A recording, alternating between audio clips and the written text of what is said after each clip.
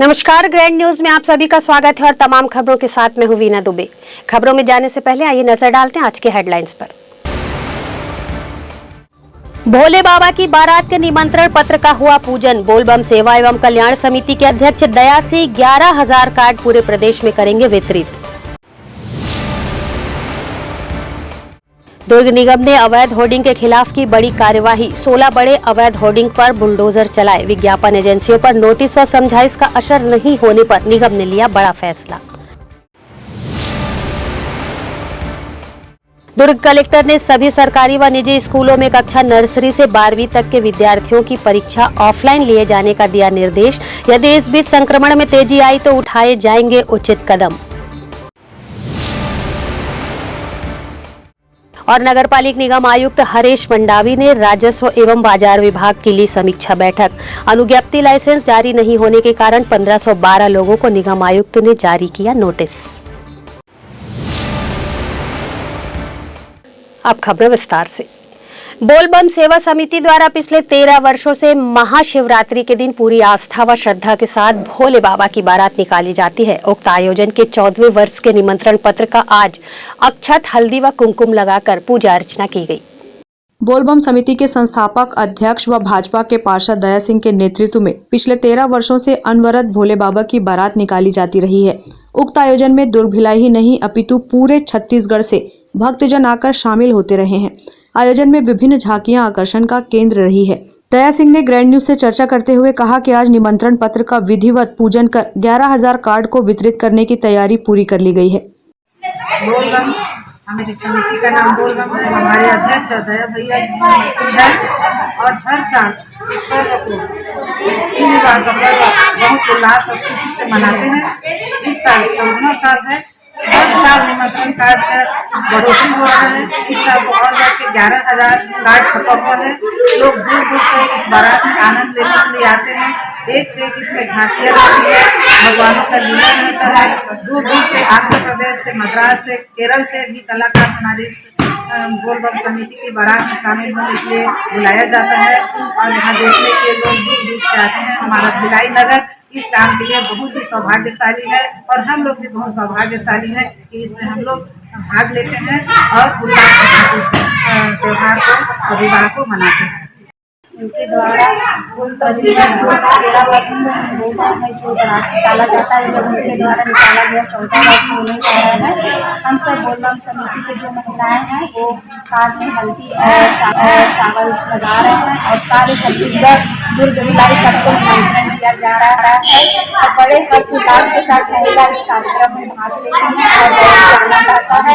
सभी भिलाई वासियों एवं दुर्गवासियों से हमारा निवेदन है कि इस भोले बाबा की बात में आए और इसमें भाग लें। निमंत्रण है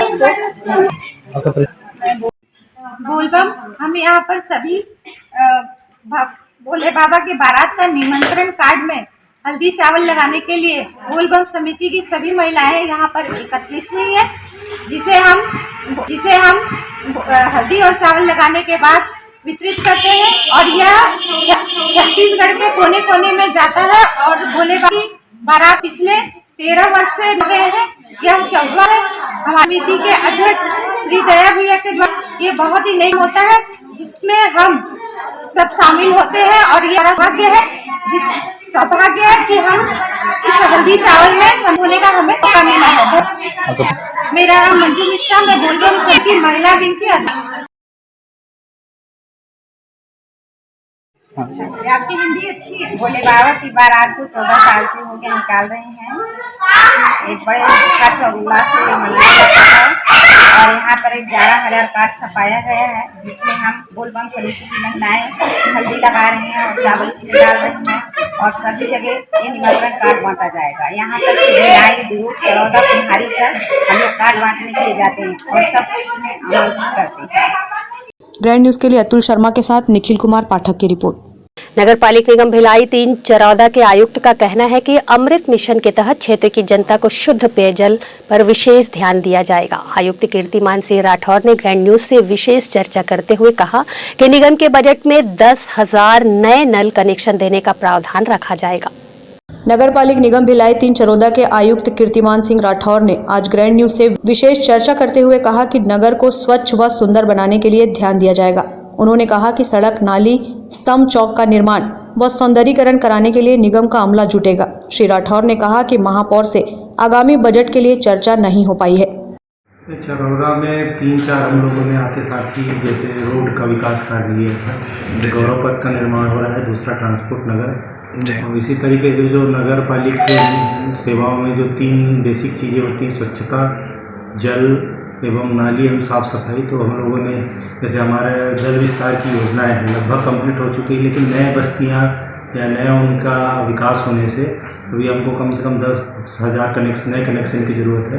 उनको विस्तारित करने के लिए इसको बजट में, आगामी बजट में शामिल किया जाएगा, प्लस शासन को उसकी स्वीकृति के लिए भेजा जाएगा। इसी के लिए स्वच्छता के लिए भी हम लोग लगातार प्रयासरत हैं। अभी हमारे पास फिलहाल जो ग्रामीण क्षेत्रों में थोड़ा सा नालियों और उनका अभाव है, तो इसके लिए भी स्वच्छता में नाली का प्लस रोड स्वीपिंग के लिए कुछ नए उपकरण के लिए हम लोग प्रयास कर रहे हैं। इस तरीके से गौरव पथ का जो निर्माण चल रहा था, गौरव पथ के निर्माण में भी कुछ समस्याएं आ रही थी, तो वित्तीय समस्याएं के लिए तो शासन को लिखा गया है, लेकिन कुछ और नाली की डिस्पोजल की समस्याएं उनको हम दूर किए गए हैं। इस प्रकार जो मेन बेसिक नगर पालिक सेवाएँ हैं उनके लिए निगम जो है प्रयास कर रहे हैं। ग्रैंड न्यूज के लिए प्रशांत सिंह राजपूत के साथ निखिल कुमार पाठक की रिपोर्ट। दुर्ग के प्रमुखतम मार्गों में विभिन्न पब्लिसिटी करने वालों के द्वारा होर्डिंग्स लगा दिए गए थे, जिसे अवैध करार देते हुए दुर्ग नगर पालिक निगम के आयुक्त हरीश मंडावी ने नोटिस जारी किया था। पब्लिसिटर्स की ओर से उचित जवाब नहीं मिलने पर निगम ने आज तोड़फोड़ की कार्यवाही की। दुर्ग नगर निगम क्षेत्र के अंतर्गत आज अवैध होर्डिंग पर निगम की ओर से हटाने की कार्रवाई की गई। अवैध होर्डिंग पर काफी समय से निगम की ओर से नोटिस दिया जा रहा था, जिसके बाद दुर्ग निगम कमिश्नर ने सभी अवैध होर्डिंग को तत्काल हटाने का आदेश दिया, जिसके बाद आज सुबह से ही निगम का अमला कार्रवाई करने में जुटा रहा। कार्रवाई के बारे में पूरी जानकारी देते हुए निगम अधिकारी ने ग्रैंड न्यूज को कुछ इस तरह से बताया। आज रायपुर नाका से लेकर पुलगांव चौक तक जो अवैध होर्डिंग लगाई गई है, उसके ऊपर नगर निगम की कार्रवाई आयुक्त महोदय के आदेशानुसार की जा रही है। और ये रोड चौड़ीकरण होने के कारण और इनके द्वारा इनको कई बार लिखित आवेदन देने के बाद, लिखित पत्र देने के बाद और समझाइश देने के बाद भी इनके द्वारा होर्डिंग नहीं हटाई गई। आज नगर निगम के द्वारा इसी को ध्यान में रखते हुए होर्डिंग हटाने की कार्रवाई की जा रही है। लगभग कितनी होर्डिंग हटाई गई? लगभग अभी तक 11 होर्डिंग हटाई गई है और अभी ये कार्य जारी है। और जब तक ये पूरी ये कार्रवाई नहीं होगी, नहीं हटेगी, तब तक कार्रवाई जारी रहेगी।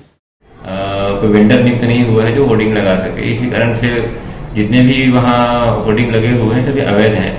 इस पर हमने कार्रवाई करते हुए हमने आज भी कार्रवाई की है और कल भी कार्रवाई की है। ये कार्रवाई लगातार अभी चलती भी रहेगी। तो हमने होर्डिंग हटाने का काम स्टार्ट कर दिया है और इसमें हम लगातार हम टीम भेज रहे हैं। इस प्रकार जितने भी अवैध होर्डिंग होंगे, हमने पहले उसको 3 मौका दिया था कि स्वयं हटाने करके, तो उनका भी पैसा भी बकाया हुआ है, उन्होंने हटाया भी नहीं। तो इसी आधार पर हमने कार्रवाई किया हुआ है और यह कार्रवाई लगातार जारी रहेगी। ग्रैंड न्यूज के लिए अतुल शर्मा के साथ निखिल कुमार पाठक की रिपोर्ट। दुर्ग के शिवनाथ नदी स्थित मुक्तिधाम में अव्यवस्थाओं का आलम है, जहां दाह संस्कार करने पहुंच रहे लोगों को काफी दिक्कतों का सामना करना पड़ रहा है। इधर विधायक और महापौर को जनता ने इन परेशानियों से कई बार अवगत कराया, लेकिन विधायक और महापौर को जनता की इन परेशानियों से कोई सरोकार नहीं है। पेश है ग्रैंड न्यूज की एक खास रिपोर्ट। मुक्तिधाम जहां मरने के बाद लोगों का अंतिम संस्कार पूरे विधि विधान के साथ किया जाता है, लेकिन जब अंतिम संस्कार करने वाले शमशान में ही अव्यवस्था फैली हो, तो ये शहर विधायक और महापौर के लिए बड़े ही शर्म की बात है। गौरतलब है कि दुर्ग के शिवनाथ नदी पर स्थित मुक्तिधाम में काफी अव्यवस्था है, जहां दाह संस्कार करने वाले लोहे के एंगल पूरी तरह से टूट चुके हैं।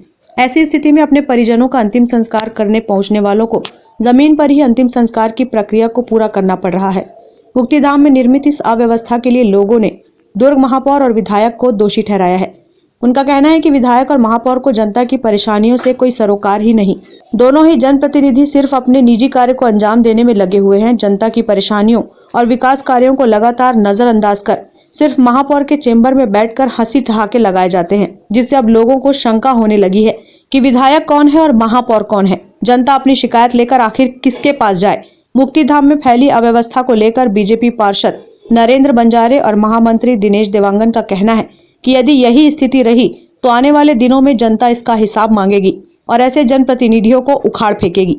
हम लोगों ने भी कल एक दाह संस्कार में गए थे और वहाँ की स्थिति देखकर हम लोग को भी बहुत ही अच्छा नहीं लगा। वहाँ पर शिवनाथ नदी का जो मुक्ति धाम है, वहाँ केवल दुर्ग नहीं बल्कि भिलाई और आसपास के क्षेत्र के भी लोग दाह संस्कार करने आते हैं। लेकिन वह दाह संस्कार करने का जो एंगल है, 6 लोगों का करीब करीब एक साथ हो जाता था, वो सारे टूटे पड़े हैं। कहीं भी शव रखने की जगह नहीं है और उसके कारण लोग नीचे में खुले में सड़क पर दाह संस्कार कर रहे हैं। ये बड़ा दुर्भाग्यपूर्ण है। नगर निगम में जो कांग्रेस शासित परिषद है, विधायक अरुण बोरा जी और महापौर जी, इन्हें लगता है केवल नारियल फोड़ना आता है और जो मानवता से जुड़ा हुआ कार्य है उस पर उनका ध्यान नहीं है। हम लगातार देख रहे हैं जो पुराने कार्य हैं उनको भी ये पूर्ण नहीं कर पा रहे हैं। शिवनाथ नदी मुक्ति धाम की जो अवस्था है उनको देखकर कोई भी बेहद दुखी हो जाएंगे। मुझे लगता है इस पर ध्यान देना चाहिए। विगत 2 वर्षों से जब से दुर्ग नगर निकाय में कांग्रेस सत्ता में रही है, तब से कोई भी शमशान घाट दुर्ग शहर का, चाहे बुरसी हो, चाहे रायपुर नाका हो, चाहे पटरी पार हो, चाहे हरना बांधा हो, चाहे शिवनाथ नदी मुक्ति धाम, कहीं भी एक चवन्नी का काम नहीं हुआ। और आज की स्थिति परिस्थिति तो ऐसी हो गई है कि हम लोग खुद कल एक हमारे मित्र थे, उनके देवस्थान में हम लोग गए थे। वहाँ की स्थिति ये दयनीय हो गई है कि लोग अब बाहर में शव को जलाने लग गए नदी में। मैं दुर्ग नगर निगम के ग्रुप में डाला भी हूँ इसको, वीडियो बना के और फोटो खींच के भी, कि एक लोहे का एंगल जहाँ 10,000 रुपये खर्च नहीं लगना है। लोग अंतिम संस्कार में ऐसी स्थिति में जाते हैं लोग कि वहाँ ना कोई पक्ष होता है ना कोई विपक्ष होता है, कि अंतिम प्रक्रिया में हम शामिल कैसे हो जाए, यही बहुत बड़ी बात होती है।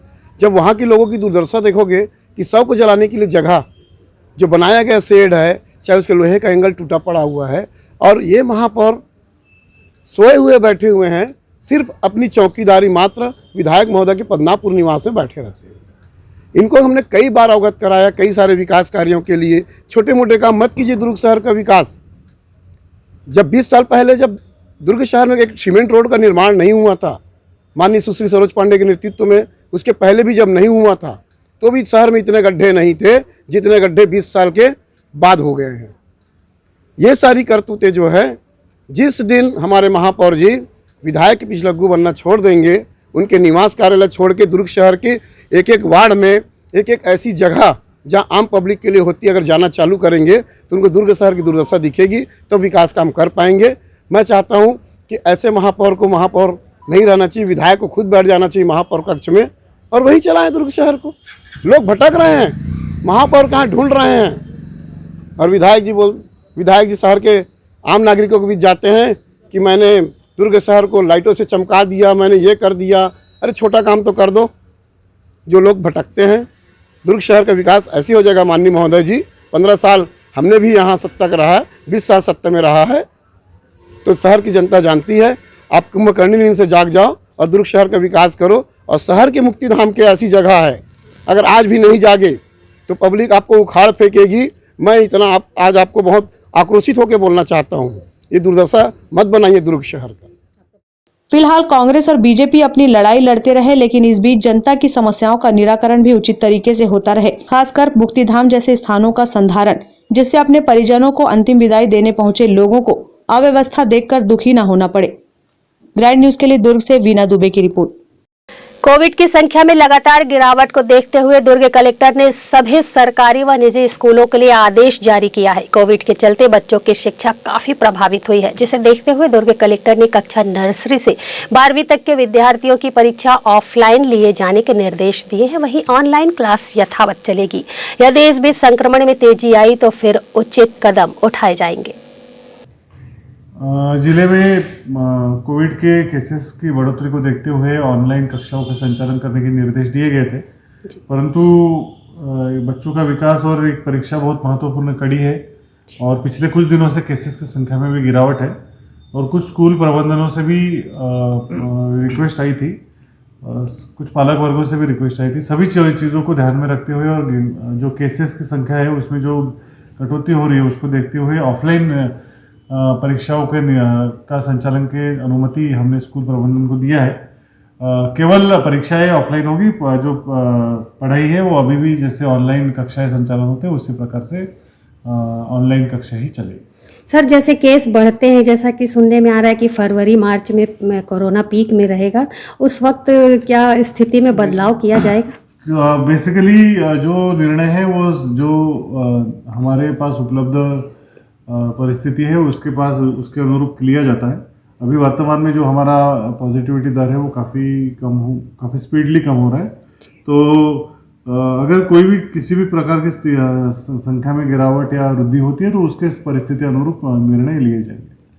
प्रदेश के मुखिया भूपेश बघेल ने गणतंत्र दिवस के दिन समस्त सरकारी कर्मचारियों को हफ्ते में सिर्फ 5 दिन कार्य करने की एक बड़ी सौगात दी है, जिससे सभी सरकारी कर्मचारियों में खासा उत्साह है। प्रदेश सरकार द्वारा दी गई इस सौगात को लेकर ग्रैंड न्यूज संवाददाता ने जब कुछ कर्मचारियों से बातचीत की तो सभी ने सीएम का आभार अपने अपने तरीके से व्यक्त किया और अपनी प्रतिक्रियाएं दी। प्रदेश के मुखिया भूपेश बघेल के द्वारा 26 जनवरी को सरकारी कर्मचारियों को एक बड़ी सौगात दी गई है। 5 डेज वर्किंग का जो उन्हें उपहार दिया गया है उसे लेकर के कर्मचारियों में काफ़ी उत्साह है। हमने कार्य करने वाले कुछ सरकारी कर्मचारियों से बातचीत की, उन्होंने अपनी क्या प्रतिक्रिया दी, आइए आपको भी सुनाते हैं। नहीं, परेशानी तो कुछ भी नहीं है, क्योंकि छत्तीसगढ़ शासन ने बहुत सोच विचार कर ये फैसला लिया है। उन्होंने कार्य अवधि में सिर्फ 2 घंटे का ही कमी किया है। कार्य दिवस ही हमारा 5 दिन का किया गया है, लेकिन जो समय है उसको चेंज करके सुबह 10 से 5:30 कर दिया गया है, जिससे कि कार्य में भी शासकीय कार्यों में कोई भी विलम्ब या किसी प्रकार की परेशानी नहीं होगी। और जो शासकीय कर्मचारी हैं उनके लिए अच्छी बात ये होगी कि वो अपने परिवार को समय दे पाएंगे। और शनिवार और रविवार जो 2 दिन का अवकाश दिया गया है, कई बार ऐसा होता है मैडम कि हमको अपने फैमिली वालों को इलाज के लिए हॉस्पिटल लेके जाना पड़ता है, ऐसे जगह पे जाना पड़ता है जो संडे बंद हो जाता है। तो उसके लिए हमारे लिए अच्छा हो गया कि हमें परेशानी नहीं होगी, शनिवार के दिन हम उन कामों को कर सकते हैं। और जब शासकीय कर्मचारी मन लगा के काम करेंगे 5 दिन, तो निश्चित ही उसका जो फ़ायदा है वो राज्य शासन को भी मिलेगा। और मैं सोचती हूँ बहुत ही अच्छा फैसला किया गया है। इसमें किसी भी प्रकार का वित्तीय परेशानी भी नहीं होगा और ना ही शासकीय कर्मचारियों को परेशानी होगी, बल्कि इससे आर्थिक स्थिति अच्छी होगी, क्योंकि जब शासकीय कर्मचारी 2 दिन छुट्टी रहेगी तो अपने परिवार के साथ बाजार करने भी जाएंगे, शॉपिंग के लिए जाएंगे, जिससे दुकानदारों को भी कहीं ना कहीं फ़ायदा होगी। तो मैं इस शासन का आभार व्यक्त करती हूँ। छत्तीसगढ़ शासन का बहुत बहुत आभार है जिन्होंने इतना अच्छा फैसला लिया। शासन के द्वारा माननीय मुख्यमंत्री द्वारा जो घोषणा की गई है वो कर्मचारी अधिकारियों के हित में है, क्योंकि जो वर्किंग डे है वो 5 दिन करने से अनेकों सुविधाएं जिससे मिलती है। परिवार के साथ कहीं जाना है, बाहर निकलना है, और आदमी जो है 1 दिन के अवकाश लेके अगर 3 दिन का समय सफ़र करता है तो कहीं बाहर अच्छी जगह आदमी घूम के परिवार को भी संतुष्ट कर सकता है, घुमा फिरा ला सकता है। पहले 1 दिन के अवकाश में ये सारी चीज़ों को आदमी निर्धारित नहीं कर पाता था। और साथ ही ये भी अच्छा हुआ है कि सुबह के समय 10 से 5, 5:30 जो कार्य अवधि की गई है, उस कार्य अवधि में वर्क जो है बहुत अच्छे से हो जाता है और टीम वर्क से आदमी खुशी से कार्य करता है, क्योंकि उसे यह मालूम है कि मेरा काम जो है इतने निर्धारित समय में किया जाना है, जिसको देखते हुए सभी खुश हैं। और मैं चाहता हूं कि ये जो शासन की जो निर्णय लिया गया है माननीय मुख्यमंत्री द्वारा, वो सराहनीय है और उत्तम है। देखिए, नगर निगम की जो सेवाएं होती है जनरल पब्लिक से जुड़ी सेवाएं होती है, जिस पे हम हमेशा काम करते हैं। तो जैसे हम 5 डे वर्किंग डे में भी हम बहुत ही सभी हमारे अधिकारी कर्मचारी निरंतर मेहनत करते हैं। तो जैसे कि जनता से जुड़ा हुआ समस्या जैसे सफाई हो गया, राजस्व वसूली हो गया, ये सब हम प्रॉपर हमेशा करते हैं। जो भी जनगणना शासन की योजनाएं आती हैं हम अच्छे से क्रियान्वयन करते हैं, जिसके कारण हमें थोड़ा सा पहले फैमिली को समय देने के लिए कम समय होता था, लेकिन अभी माननीय मुख्यमंत्री जी की घोषणा और आदेश के बाद हम फैमिली को कुछ ज़्यादा समय दे पाते हैं, जिससे हमारे फैमिली भी बड़े खुश, हमारे से बहुत खुश रहते हैं, क्योंकि हर एक अधिकारी कर्मचारी अपने फैमिली के लिए काम करते हैं। तो उस फैमिली के हिसाब से हम अब अच्छे ढल चुके हैं, हमें अपने काम करने में पहले ज़्यादा मज़ा आ रहा है और हम अच्छे से अपने घर को, परिवार को संभाल रहे हैं। उसके लिए बहुत अच्छा लग रहा है काम करने में।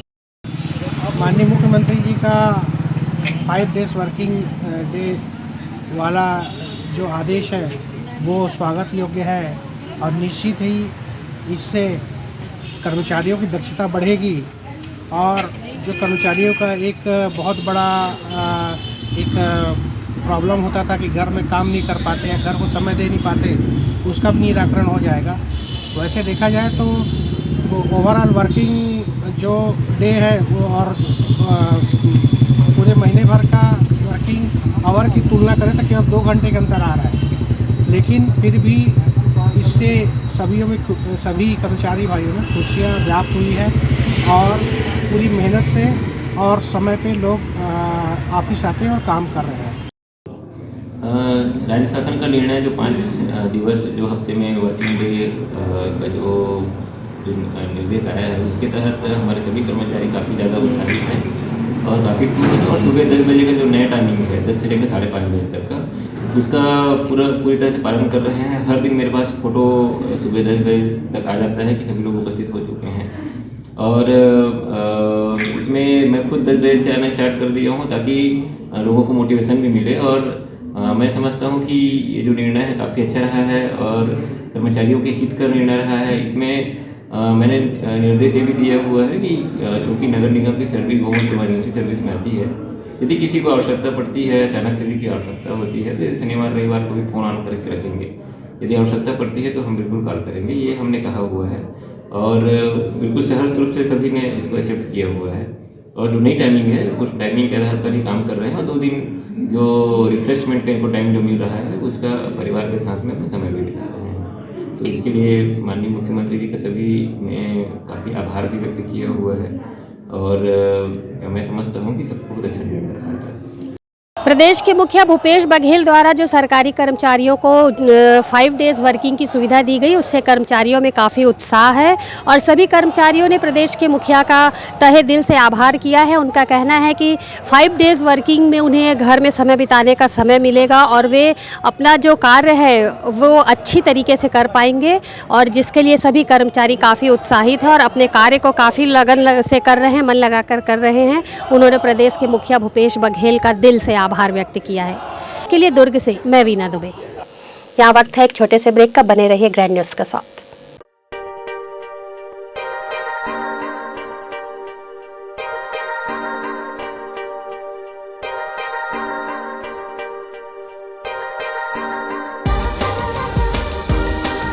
Relationships are forever. Out of all loved ones, your children are most precious. One of our biggest dreams is to give our children's marriage the top in luxury and facility.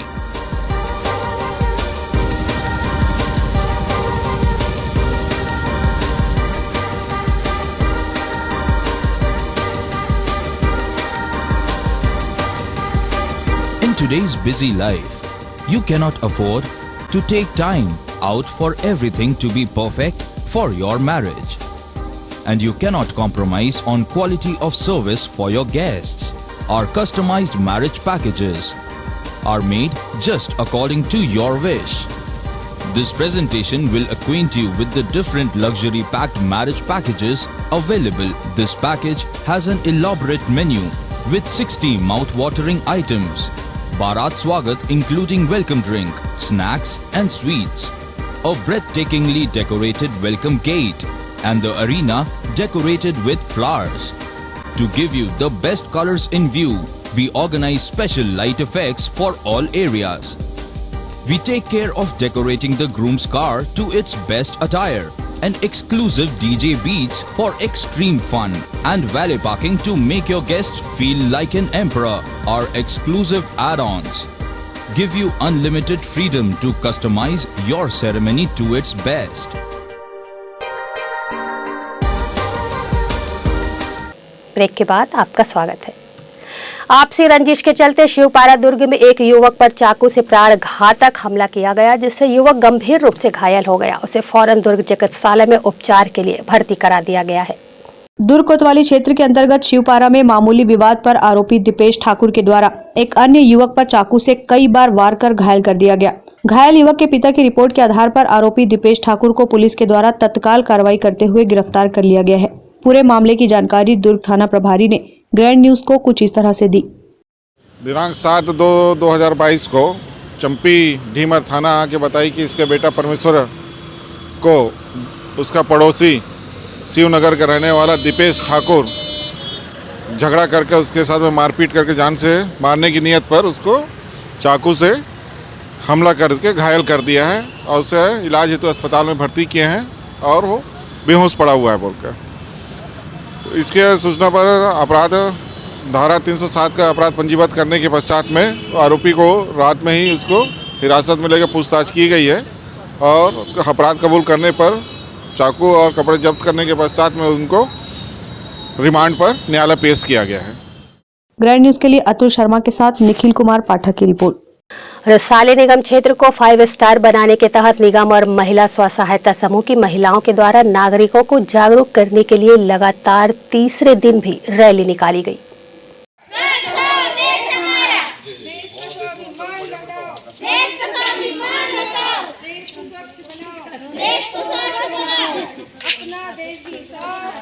Chhattisgarh के लघु उद्योगपतियों से स्क्रैप खरीदी के नाम पर करोड़ों की ठगी करने वाले आरोपी को रायपुर पुलिस की मदद से दुर्ग पुलिस ने माना एयरपोर्ट में गिरफ्तार किया। आरोपी फ्लाइट पर बैठ चुका था, लेकिन दुर्ग पुलिस ने रायपुर एयरपोर्ट के CISF व माना थाना पुलिस की मदद से प्लेन को रुकवाया। इसके बाद आरोपी को गिरफ्तार करके फ्लाइट से नीचे उतारा गया।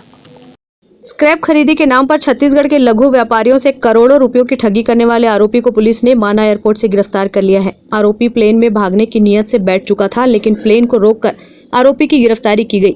इस पूरे घटनाक्रम की वजह से प्लेन ने 5 मिनट की देरी से कोलकाता के लिए उड़ान भरी। दूसरे राज्य भागने से पहले पुलिस ने आरोपी अनिल रॉय को गिरफ्तार कर धोखाधड़ी के प्रकरण में कार्रवाई की है। DSP विश्वास चंद्राकर ने बताया कि SM वेंचर्स अग्रवाल और RS ट्रेडर्स कंपनी के संचालक गोविंद अग्रवाल और जय बाबा स्टील प्राइवेट लिमिटेड हथखोज के संचालक हामिद सिद्दीकी ने भिलाई 3 थाने में करोड़ों रुपयों की ठगी की शिकायत की है। जांच के बाद मामले में धोखाधड़ी का जुर्म दर्ज किया गया। मामले में स्क्रैप खरीदी को लेकर उनकी orbit electric India private limited के डायरेक्टर आरोपी अनिल रॉय, CEO अविनाश पाटिल और अन्य के साथ 1 करोड़ से अधिक की डील हुई थी। इसके बाद गोविंद अग्रवाल ने अनिल रॉय व उसके अन्य कंपनी के खाते में 37 लाख रुपए, हामिद सिद्दीकी ने 25,48,300 रुपए डाले थे। कुल 62,85,607 रुपए का पेमेंट अनिल रॉय के खाते में ट्रांसफर किया गया था। इसके बावजूद कंपनी ने स्क्रैप नहीं बेचा। जब उनसे बात की गई तो वह गोलमोल घुमा रहे थे। आरोपी मूलतः C14 चाणक्यपुरी दरगाह रोड औरंगाबाद महाराष्ट्र का रहने वाला है। वर्तमान में बंगला number 14 vintage vista Manjhli Hadapsar Pune Maharashtra में रहता है। आरोपी को पुलिस रिमांड में लेकर पूछताछ की जा रही है। आरोपी ने 200 मोबाइल नंबर बदला, बावजूद ट्रेस कर आरोपी को पकड़ा गया। पुरानी भिलाई में आरोपी अनिल राय के विरुद्ध 2 अपराध पंजीबद्ध हैं। दोनों 420 से संबंधित हैं। इन अपराधों में अनिल राय ने करीब 62 लाख का गड़बड़ किया है। उनसे इस पैसे को प्राप्त करके माल सप्लाई नहीं किया है। अनिल राय के विरुद्ध गोविंद अग्रवाल और हामिद सिद्दीकी ने थाना खुर्सीपार में रिपोर्ट किया है। आरोपी अनिल राय काफ़ी होशियार था, बार बार अपनी लोकेशन चेंज कर रहा था। इसका लोकेशन पता करने पे पता लगा कि ये एयरपोर्ट रायपुर में है। इस संबंध में घेराबंदी की गई, एयरपोर्ट अथॉरिटी से बात की गई और इसको एयरपोर्ट से गिरफ्तार किया गया, न्यायालय प्रस्तुत किया गया। 1 दिन के पुलिस रिमांड में है, इससे पूछताछ की जा रही है और वैधानिक कार्रवाई की जाएगी। सर निवासी कहाँ का है सर इसका? आरोपी मूल रूप से औरंगाबाद महाराष्ट्र का निवासी है। वर्तमान में वो हड़पसर पुणे में निवास कर रहा है। अनिल राय के संबंध में और कहीं और किसी प्रदेश में इस प्रकार के अपराध की जानकारी नहीं है। थाना पुरानी भिलाई में इस संबंध में एक आवेदन और लंबित है, जिस पर भी कार्रवाई की जाएगी। ग्रैंड न्यूज के लिए दुर्ग से वीना दुबे की रिपोर्ट। अनुज्ञप्ति लाइसेंस जारी नहीं होने के कारण 1512 लोगों को निगम आयुक्त ने नोटिस जारी कर लाइसेंस न लेने पर दुकान सील करने के आदेश जारी किए। नगर पालिक निगम आयुक्त हरेश मंडावी ने राजस्व एवं बाजार विभाग की समीक्षा बैठक ली, जिसमें विभागवार जानकारी लेते हुए कहा कि बिना लाइसेंस के संचालित व्यवसाय वालों को 7 दिवस के भीतर लाइसेंस लेना होगा, अन्यथा व्यवसाय बंद करें। उन्होंने ये भी कहा कि 1512 को अनुज्ञप्ति लाइसेंस जारी होने के कारण नोटिस जारी होगी। लाइसेंस न लेने पर दुकान सील होगी, जिसमें दुकानें नर्सिंग होम, हॉस्पिटल भी है। इसके साथ ही 100% वसूली का लक्ष्य रखे व सही जानकारी की जानकारी दे, जिसमें राजस्व वसूली, बाजार वसूली, नामांकन, राशन कार्ड, निराश्रित पेंशन, लाइसेंस वसूली, आवास की जानकारी, रिक्त दुकानों की जानकारी, गुमटियों की जानकारी, पौनी पसारी योजना एवं अन्य संबंधित जानकारियां शामिल रही। मैंने अपनी करवाया है उसमें तो कई सारे लगभग 1500 के आसपास ऐसे लोग हैं जिन्होंने अपना अनुगुप्ति लाइसेंस जो भी उनका ट्रेड होगा उसके आधार पर उन्होंने अपना लिया नहीं है अपने नगर निगम से। तो उससे हमारे नगर निगम का जो इनकम है उसके कारण से प्रभावित हो रहा है और हमको इसमें आर्थिक नुकसान हो रहा है। इसी को देखते हुए हमने सभी से अपील भी किया हुआ है, सबको नोटिस जारी किया है इसमें कि आप तत्काल इसमें अनुगुप्ति लाइसेंस नहीं लेने की स्थिति में संबंधित जो भी दुकान चला रहा है उसको हम सील की कार्रवाई करेंगे। तो इसमें लगभग 1500 के आसपास हमने नोटिस जारी किया हुआ है और इस प्रकार की कार्रवाई हम लगातार करेंगे। ग्रैंड न्यूज के लिए अतुल शर्मा के साथ निखिल कुमार पाठक की report. The art of living द्वारा 7 दिवसीय आवासीय प्रशिक्षण युवा नेतृत्व प्रशिक्षण कार्यक्रम YLTP का आयोजन वैदिक धर्म संस्थान परिसर चंदखुरी दुर्ग में किया गया। व्यक्तित्व विकास के लिए विभिन्न उद्देश्यों को लेकर द आर्ट ऑफ लिविंग द्वारा 7 दिवसीय आवासीय प्रशिक्षण युवा नेतृत्व प्रशिक्षण कार्यक्रम का आयोजन वैदिक धर्म संस्थान परिसर चंदखुरी दुर्ग में किया गया, जिसमें दुर्ग भिलाई के साथ साथ छत्तीसगढ़ के अन्य जिलों के युवाओं ने भी बड़ी संख्या में हिस्सा लिया।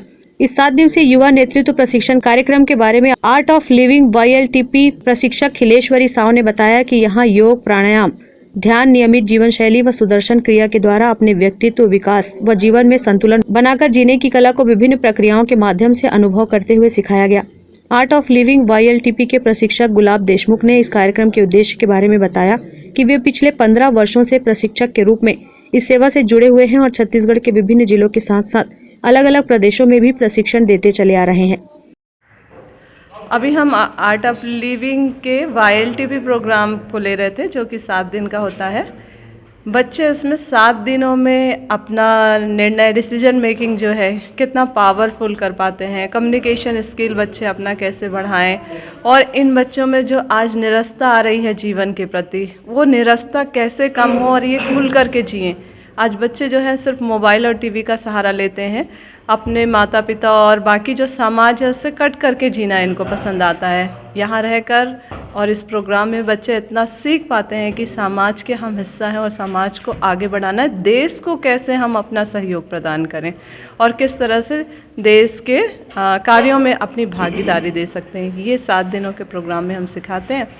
आज का समाज हमारा जो है काफ़ी तनाव की ओर बढ़ रहा है, तो उस तनाव को कम करने के लिए योगा है, ध्यान है, प्राणायाम है, ये सब भी इस YLTP प्रोग्राम में दिया जाता है।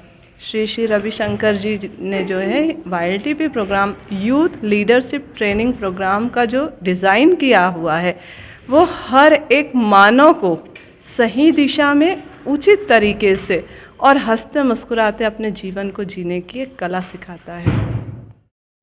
मेरा नाम गुलाब देशमुख है और मैं आर्ट ऑफ लिविंग का एक यूथ लीडरशिप ट्रेनिंग प्रोग्राम है उसका मैं ट्रेनर हूं और पिछले 15 सालों से पूरे भारत के अलग अलग राज्यों में जाकर ऐसे युवाओं को हम ट्रेनिंग देते हैं, बहुत सारे यूथ को हम ट्रेनिंग देते हैं। इस कार्यक्रम का जैसे हमारा ये देश है युवाओं से भरा है और ये देश युवाओं के उस पर कंधों पे टिका हुआ है, तो बहुत सारे ऐसे यूथ है जो किसी कारणवश जस्ट लाइक पारिवारिक, सामाजिक, कई बार ऐसा होता है कि हमारे जीवन का कॉन्फिडेंस लेवल कम हो जाता है, हमारे पास कई बार दिशा की कमी होती है, हम आसपास के वातावरण या परिस्थिति की वजह से कई बार जो करना चाहते हैं जीवन में हमारे पास जितनी सारी स्किल है वो हम नहीं कर पाते। पर परम पूज्य श्री रविशंकर जी की इस ट्रेनिंग प्रोग्राम के माध्यम से यहाँ पे बहुत सारे प्रोसेस कराए जाते हैं अलग अलग, जो हमारे मन को और हमारे शरीर को और हमारे जीवन को एक दिशा देने का बहुत सुंदर काम करते हैं।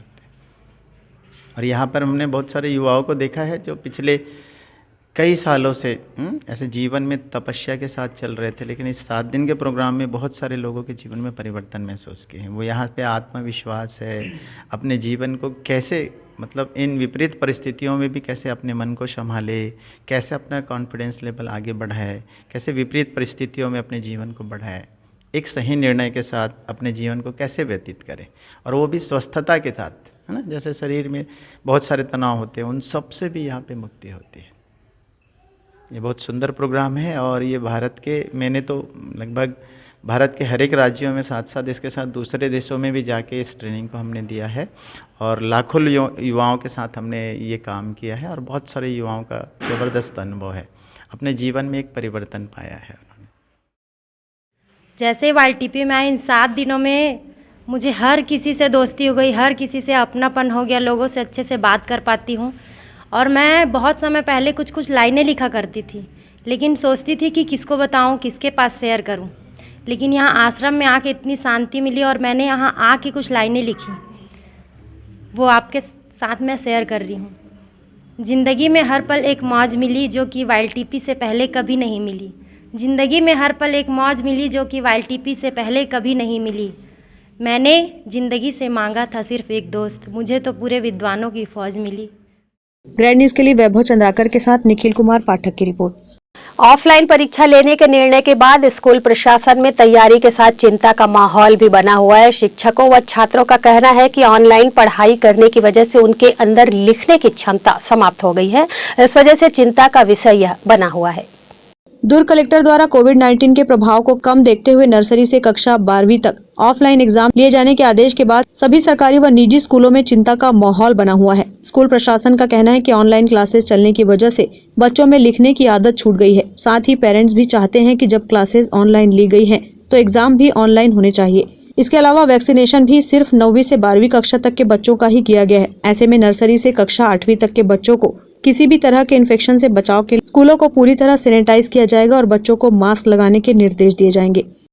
वैक्सीनेशन जो है हमारे स्कूल में जनवरी में 2 राउंड में हुआ है, एक बार 3 जनवरी को, एक बार 8 जनवरी को। और हम लोग क्लास 9 से 12 तक के बच्चे जो 15 साल से ऊपर है उनकी वैक्सीनेशन हमारे यहाँ ऑलमोस्ट हो गई है। और आज भी सेकेंड डोज जो है वो चल रहा है बच्चों का। तो जितने बच्चों ने भी फर्स्ट डोज लगाया था उन सभी बच्चों ने सेकेंड डोज वैक्सीनेशन भी लगा लिया है। और सरकार का जो प्रयास है ऑफलाइन करने का एग्ज़ाम्स नर्सरी से 12 तक का, वह बहुत ही सराहनीय प्रयास है। और हम भी चाहते हैं बच्चे स्कूल आए और परीक्षा में बैठे। पर एक रिक्वेस्ट यही है कि ऑफलाइन क्लासेस भी शुरू कर दे, क्योंकि बच्चे क्या है स्कूल बिना आए उनको लिखने की प्रैक्टिस जो छूट गई है, वो कम से कम बच्चे 15-20 दिन रेगुलर अगर स्कूल आएँ तो उनकी प्रैक्टिस भी होगी और उनके अंदर का जो एक डर है एग्ज़ाम लिखने का ऑफलाइन में, वो उनका दूर होगा। तो एग्ज़ाम्स तो बहुत ही सराहनीय प्रयास है। साथ साथ हम चाह रहे हैं कि बच्चों का स्कूल भी ऑफलाइन खुल जाए, क्योंकि मोस्टली जो 15 साल से ऊपर के बच्चे हैं उनका वैक्सीनेशन हो चुका है। तो हमारी तरफ से यही गुजारिश है कि स्कूल्स भी खोले जाएं साथ में। पेरेंट्स से अभी हमारी बातचीत मतलब चल रही है। अभी कुछ पेरेंट्स चाहते हैं कि बच्चे आए एग्ज़ाम लिखे, पर मैक्सिमम पेरेंट्स का यही है कि ऑनलाइन दे, क्योंकि बच्चा स्कूल आया ही नहीं है जब, तो वो कैसे लिखेगा। बच्चों की प्रैक्टिस काफ़ी छूट गई है।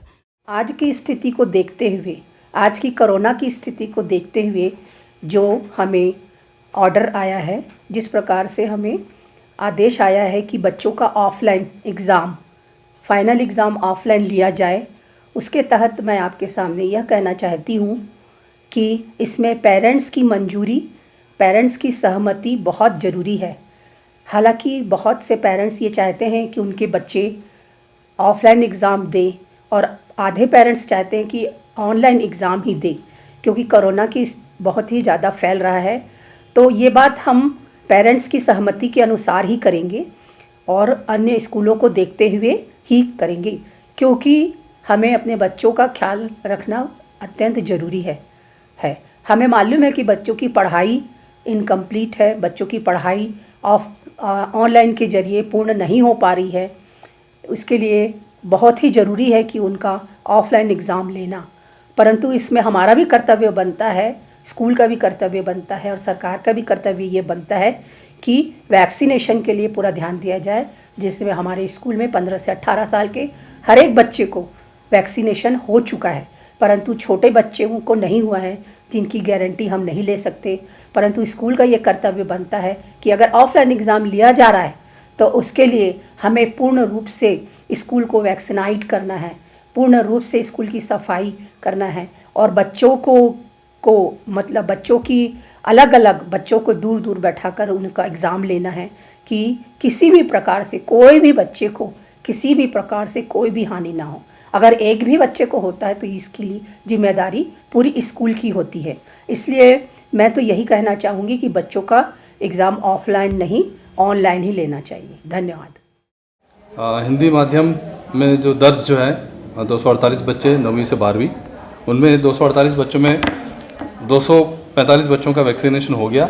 3 बच्चों का वैक्सीनेशन आज हो जाएगा रुआवंदा सेंटर में इसी तरह सेजस इंग्लिश मीडियम के तहत दर्ज जो 9वीं 10वीं के जो बच्चे हैं उसमें प्रथम डोज 35 और सेकंड डोज 30 और इसी प्रकार 9th में प्रथम डोज 23 और सेकंड डोज 18 इनका वैक्सीनेशन हो गया। शेष बच्चों को जिनका वैक्सीनेशन पूर्व में नहीं हो पाया था उन्हें हमने रुआवंदा और रिसाली जोन में भेजा है वैक्सीनेशन कराने के लिए। और जैसा कि ज़िले के जिलाधीश कलेक्टर महोदय के पत्र अनुसार हमने यहाँ ऑफलाइन परीक्षा की तैयारी कर ली है। वर्तमान में सेजस में FA3 फॉर्मेटिव असेसमेंट 3 का एग्ज़ाम चल रहा है जो 7 तारीख से प्रारंभ हो गया है। और इसी तरह हिंदी मीडियम के सेजस स्कूल में प्री बोर्ड की परीक्षा दिनांक 12 तारीख से 19 तारीख तक ली जाएगी, जिसमें हमने बच्चों की तैयारी सुनिश्चित कर ली है और उस पूरे शाला में कक्ष को सैनिटाइज कर दिया है। बच्चों को मास्क में पहनने के निर्देश दिए गए हैं और अभी भी जो बच्चे परीक्षा दे रहे हैं वो उनका शाला परिसर में प्रवेश करने के पूर्व उनके हाथों को सैनिटाइज किया जा रहा है। साथ में उन्हें मास्क पहनने से ही अनुमति दी जा रही है। इस तरह परीक्षा सफलतापूर्वक संपन्न हो रहा है, कहीं कोई शिकायत नहीं है, सभी सामान्य रूप से चल रहा है। ग्रैंड न्यूज़ के लिए पूजा इंदौरिया के साथ निखिल कुमार पाठक की रिपोर्ट। यहाँ वक्त है एक और छोटे से ब्रेक का, बने रहिए ग्रैंड न्यूज़ के साथ। मैं जब अपने बालों को कोम करती थी तो मेरे काफ़ी ज़्यादा बाल कोम्बिंग से टूट जाते थे और सीजनल चेंजेस की वजह से डैंड्रफ भी होता था। फैमिली में भी कुछ लोगों को ये प्रॉब्लम थी। तब मुझे मेरी फ्रेंड ने वास्तु गुरुजी हेयर ऑयल सजेस्ट किया, जिसके सिर्फ 2 यूजेस बाद ही मुझे ऐसा लगा जैसे मेरी स्कैल्प क्लीन महसूस हो रही है और सिर्फ 4 वॉशेस बाद ही मेरी हेयर फॉल और डैंड्रफ की प्रॉब्लम ऑलमोस्ट जड़ से खत्म हो गई। और इस ऑयल की सबसे अच्छी बात यह है कि ये होममेड है और उससे भी अच्छी बात यह है कि ये वर्क करता है।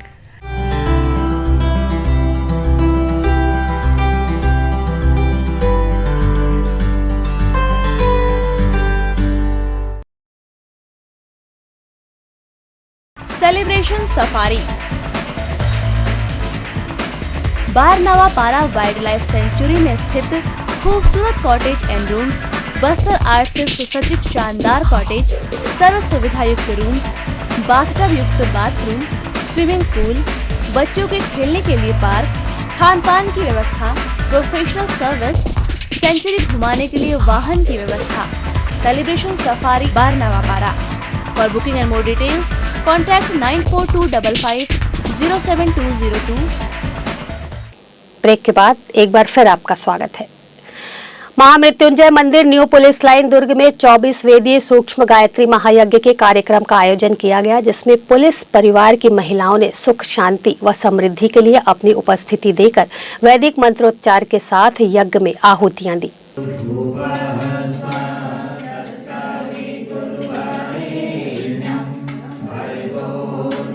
आज हमारे वार्ड में महामृत्युंजय मंदिर में सूक्ष्म यज्ञ का कार्यक्रम किया गया, प्रशिक्षण दिया गया और हम लोग प्रशिक्षण लिए। गायत्री परिवार संस्था द्वारा प्रशिक्षण दिया गया है, हम लोग प्रशिक्षण लिए और यज्ञ भी किए, सूक्ष्म यज्ञ। बहुत अच्छा लगा।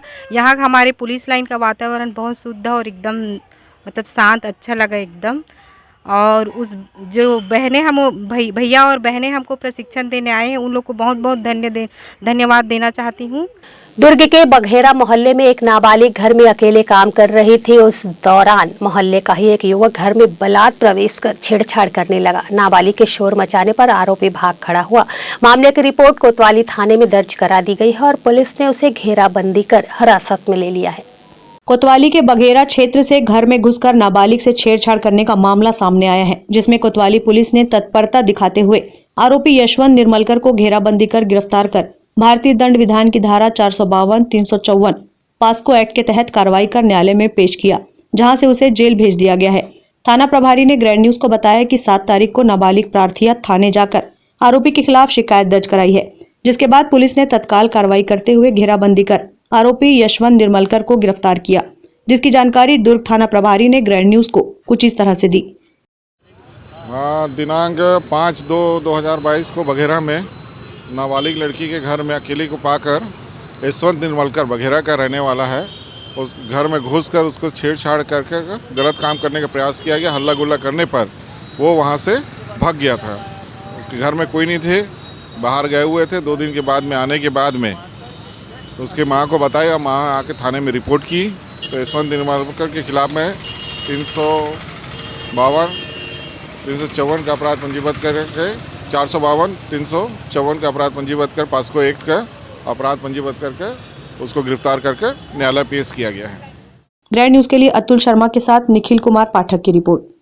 बेमेतरा प्रभारियों के द्वारा अवैध शराब, जुआ, सट्टा, गांजा पर लगातार कार्यवाही की जा रही है, जिसके तहत आज दिनांक थाना बेमेतरा पुलिस को जरिए मुखबिर से सूचना मिली कि ग्राम गुनर बोर्ड, कोबिया चौक व देवर बीजा में अवैध रूप से धन अर्जित करने की नियत से शराब बिक्री करने के उद्देश्य से रखना एवं बिक्री कर रहा है की सूचना पर थाना बेमेतरा स्टाफ गवाहों के साथ मौके पर पहुंचकर घेराबंदी कर पकड़ा गया, जिसमें अलग अलग 4 प्रकरण में 4 आरोपी भूपेंद्र वर्मा, भोलाराम निषाद, भीमपुरी, रामाधीन साहू, भीमपुरी, रवि देवांगन, देवर बीजा थाना व जिला बेमेतरा के कब्जे से 79 पौवा देसी शराब जब्त की गई है। जी हाँ, शराब पे भी कराई रही है। 2 भीमपुरी के, 1 जिया के और 1 देवर बीजा के व्यक्ति हैं। 4 व्यक्तियों पे कार्रवाई हुई है। 34 एक के तहत कार्रवाई की जा रही है। टोटल 79 पौवा है, 4 लोग गिरफ्तार हुए हैं। Bureau report, grand news. Rajnandgaon जिले के खुज्जी विधानसभा क्षेत्र से विधायक छन्नी साहू के पति चंदू साहू को आज जमानत मिली। अपने पति को लेने विधायक 2 पहिया वाहन पर सवार होकर जिला जेल पहुंची और उन्हें अपने साथ बैठाकर घर ले गई। इस दौरान विधायक के समर्थक भी जेल परिसर में पहुंचे और फूल मालाओं से उनका स्वागत किया। राजनांदगांव जिले के खुज्जी विधानसभा क्षेत्र की कांग्रेस विधायक श्रीमती छन्नी साहू के पति चंदू साहू को विशेष न्यायाधीश एट्रोसिटी एक्ट मंसूर अहमद की अदालत ने 25,000 की सशर्त जमानत दी है। चंदू साहू की ओर से नगर के प्रसिद्ध वरिष्ठ अधिवक्ता प्रशांत प्रभात तिवारी ने पैरवी की। अपने पति को जमानत मिलने के बाद विधायक छन्नी साहू उन्हें लेने जिला जेल पहुंची। इस दौरान उनके समर्थकों को भी सूचना मिली और समर्थक भी जिला जेल पहुंच गए। समर्थकों ने चंदू साहू को जमानत मिलने पर हर्ष जताया और फूल मालाओं से विधायक और उनके पति का स्वागत किया। इसके बाद विधायक छन्नी साहू अपने पति को मोपेड वाहन में बिठाकर अपने साथ ले गई। इस दौरान विधायक छन्नी साहू ने कहा कि क्षेत्र की 2.5 लाख जनता का आशीर्वाद उनके साथ है। वहीं विधायक पति चंदू साहू ने कहा कि रेत माफियाओं के खिलाफ आवाज उठाने पर मेरे खिलाफ FIR दर्ज किया गया है। आदिवासियों के सम्मान और क्षेत्र की शांति के लिए मैं जेल गया था।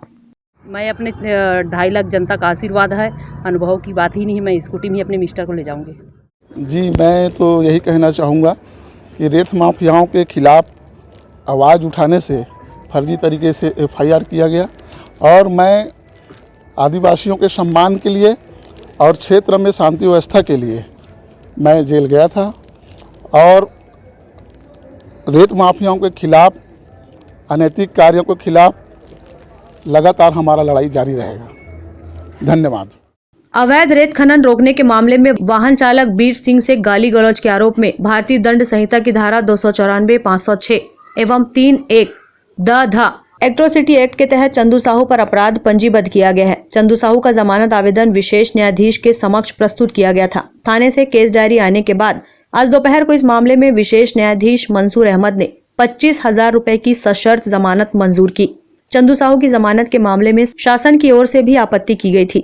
इसके अलावा प्रार्थी की ओर से भी अधिवक्ता रखा गया था, जिन्होंने चंदू साहू को जमानत देने पर आपत्ति की थी। चंदू साहू के अधिवक्ता ने इस पर अपना पक्ष रखा, जिस पर चंदू साहू को जमानत दी गई। चंदू साहू को जमानत मिलने से उनके क्षेत्र के समर्थकों में काफी हर्ष है।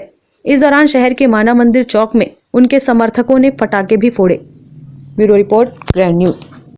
कोरोना के प्रति जागरूकता, वैक्सीन के प्रति फैली भ्रांतियों और टीबी की रोकथाम के लिए राजनांदगांव जिले में आज जागरूकता अभियान की शुरुआत की गई। इस जागरूकता रथ को महापौर और CMHO ने हरी झंडी दिखाकर रवाना किया। कोविड एवं टीबी संक्रमण की कड़ी को तोड़ने के लिए 100 दिन 100 जिले में अभियान आश्वासन की शुरुआत की गई है, जिसके तहत आज राजनांदगांव जिले में भी महापौर हेमा देशमुख और जिले के मुख्य स्वास्थ्य एवं चिकित्सा अधिकारी डॉक्टर मिथिलेश चौधरी ने जागरूकता रथ को हरी झंडी दिखाकर रवाना किया। इस दौरान महापौर हेमा देशमुख ने कहा कि आने वाले वर्ष 2025 तक पूरे देश को टीबी मुक्त करने का अभियान चलाया गया है। वहीं कोरोना की भ्रांतियों को भी इस अभियान के जरिए दूर किया जाएगा। इस अवसर पर CMHO डॉक्टर मिथिलेश चौधरी ने कहा कि टीबी मुक्त करने के लिए यह अभियान चलाया जा रहा है। राजनांदगांव को 2 वर्ष में टीबी से मुक्त करना है।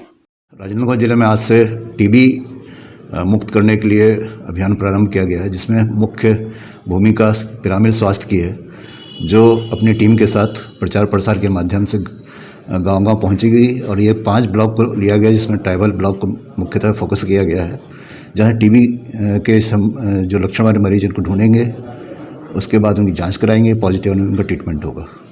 इसी प्रकार कोविड की जो भ्रांतियाँ फैली हुई इसको भी दूर करने का काम करेंगे। तो ये लगातार इनका जो काम होगा होता रहेगा। उसके साथ स्वास्थ्य विभाग भी इनको मदद करेगा और राजनांदगांव को 2 साल के अंदर हम लोग टीबी मुक्त करने का काम करेंगे। आज स्वास्थ्य विभाग के द्वारा एक गाड़ी की शुभारंभ की गई है, लोगों को प्रेरित करने के लिए, जागरूक करने के लिए टीबी और कोविड के संबंध में 100 जिलों में और 100 स्थानों पे ये किया जाएगा। कोविड और टीबी का संक्रमण जिस तरह बढ़ रहा है उसमें लोगों की जागरूकता की कमी है। इसको जागरूकता अभियान में बदलने के लिए आश्वासन कार्यक्रम शुरू किया गया है हमारे स्वास्थ्य विभाग के द्वारा। इस आश्वासन कार्यक्रम को एक पिरामिड संस्था है जो ऑर्गेनाइज कर रही है। ये पिरामिड संस्था का मुख्य उद्देश्य है कि आने वाले 2025 में पूरे देश को टीबी मुक्त करना है और कोविड का जो भ्रम है, लोग कोविड का डर है, उसको दूर करना है। दूरस्थ आदिवासी क्षेत्रों में इसके द्वारा पिरामिड संस्था के द्वारा लोगों को टेस्टिंग किया जाएगा। डोर टू डोर लोगों के घर जाके उनके बलगम और अन्य चीज़ें का सैंपल कलेक्ट किया जाएगा और कलेक्ट करके अगर कुछ होती है दिक्कत तो उसको ट्रीटमेंट किया जाएगा। तो इनका मुख्य अभियान ये है कि पूरे हमारे देश को टीबी से मुक्त करना और कोविड के बारे में जो भ्रम फैला हुआ है इसको दूर करना। तो ऐसे कार्यक्रम के लिए मैं स्वास्थ्य विभाग के सीएमएचओ साहब को साधुवाद देना चाहूँगी कि आपके प्रयास से आज यहाँ पे 3 गाड़ी निकली है और आगे आने वाले समय में हमारी जो पूरी टीम है यहाँ के स्वास्थ्य विभाग की, वो लगातार काम करेगी और पूरे राजनांदगांव जिला को टीबी मुक्त और कोविड से जो डर है उससे दूर रखेगी। पिरामल स्वास्थ्य संस्था द्वारा राजनांदगांव जिले में 5 आदिवासी बाहुल्य विकास खंड में प्रचार प्रसार वाहन के माध्यम से कोविड के संबंध में जागरूकता अभियान चलाया जा रहा है, ताकि लोगों में कोविड-19 के प्रति गलत धारणाओं, भ्रांतियों एवं झिझक को दूर किया जा सके। वहीं इस दौरान सभी से कोविड प्रोटोकॉल का पालन करने की अपील भी की जाएगी। इसके अलावा ग्रामीण स्तर पर टीबी संभावित मरीजों की खोज अभियान भी चलाई जा रही है, जिसके माध्यम से लक्षणों के आधार पर संभावित मरीज की जाँच की जाएगी, ताकि टीबी जैसे संक्रमण के फैलाव को रोका जा सके। इस पूरे अभियान की शुरुआत आज जिले के मुख्य स्वास्थ्य चिकित्सा अधिकारी कार्यालय से जागरूकता रथ को रवाना करके किया गया है। Bureau report, grand news.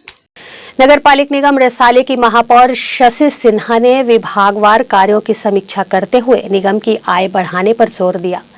समीक्षा के दौरान महापौर ने अधिकारियों को जल कर लेने, बिना अनुमति हो रहे निर्माण कार्य, स्वच्छता सर्वेक्षण, अवैध प्लॉटिंग व शनिचरी बाजार के व्यवस्थापन के निर्देश दिए हैं। साथ ही जिन कर्मचारियों के पदोन्नति का मामला अटका हुआ है, उन कर्मचारियों को जल्द लाभ दिया जाएगा। ग्रैंड न्यूज में फिलहाल इतना ही। मुझे दीजिए इजाजत। नमस्कार।